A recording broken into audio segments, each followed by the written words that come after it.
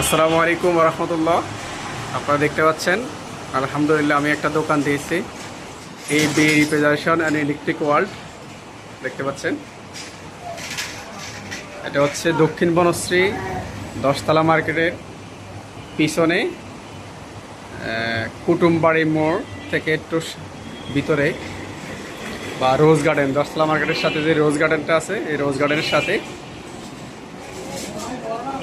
50 গজ সামনে আসলেই পাওয়া যাবে আমাকে।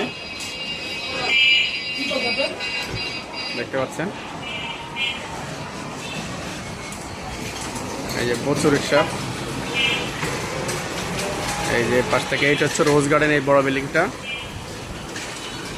আর এই পাশে হচ্ছে কুটুমবাড়ির মোড়।